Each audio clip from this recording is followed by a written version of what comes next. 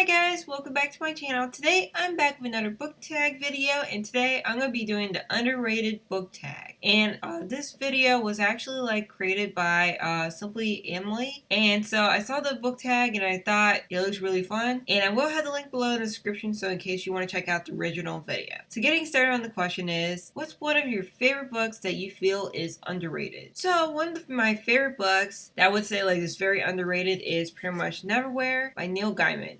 I hear about Neil Gaiman a lot, but I feel like this book doesn't get talked a lot about enough, and I think it's so good that it pretty much should get more attention and more people should be talking about it. In fact, I think it should be a really good movie or something. I think there was a movie or something like that, but I feel like it could be updated with a new movie and it could be really cool. So if you haven't read it, it's about this guy named Richard, and suddenly he's walking down the street in London and he sees this girl who's pretty much wounded. She's bleeding, and so he takes her into his apartment, and then next thing you know, her name is Dor and things are growing crazy. But then the next day she's gone, and then these two guys are looking after her, and he's like, what the hell is happening? And to make things worse, he does not exist in this world anymore, so he must find Dor and try to find out what is going on. But this whole quest leads him to an underworld below London, and it's like alternate reality type of thing. So it's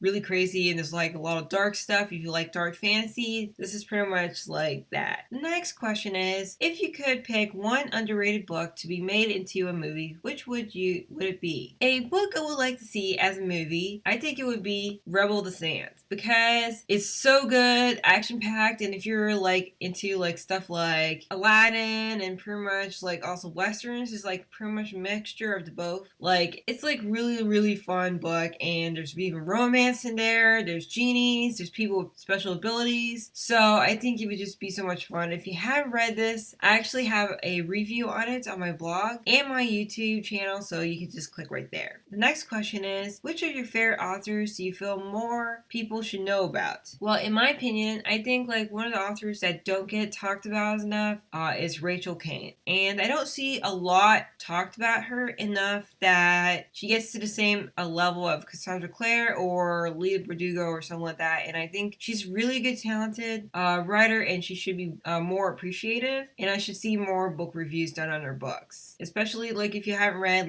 Ink and Bone or the Morganville Vampires. It's pretty much she's really good at her stuff. The next question is, if you could only pick one book to promote and make more well known to everybody, which would it be? The Names. And this is a book that I grew up with, and it's part of this trilogy called The Guardians of Time. And if you like time travel and some action and people with special abilities, this is a really good book to check out.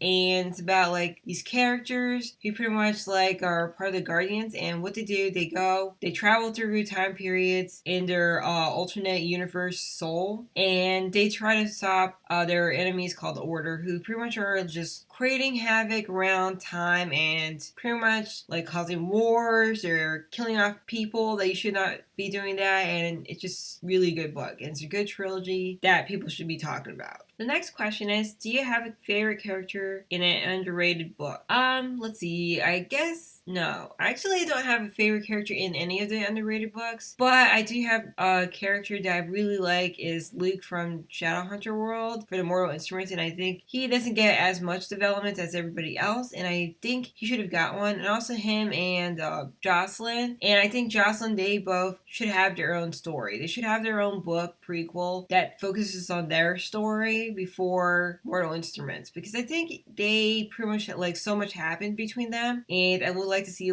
how they got together, and also how the main villain Valentine pretty much got bad and everything. I think it would just be so cool. So that's the idea, Cassandra Clare. Anyway, the next question is, what book series do you think is very underrated? Pretty much I do think the Robert Langdon series gets underrated. YouTube, they have movies like Inferno and Da Vinci Code and Angels and Demons, but I don't feel like the actual series, the books, actually get very talked about a lot, and I would like to see more book reviews done, or just it being recommended more often, because I feel like the main character, Robert Langdon, is so interesting, and I just like his character and the way he's so smart, like he can solve clues and codes, and they travel around, and he's just like so interesting, and I love the series. Next question: in which bookstore have you found most of the underrated books you've read? I found it at many different bookstores. I found it like at this neighborhood one that I found,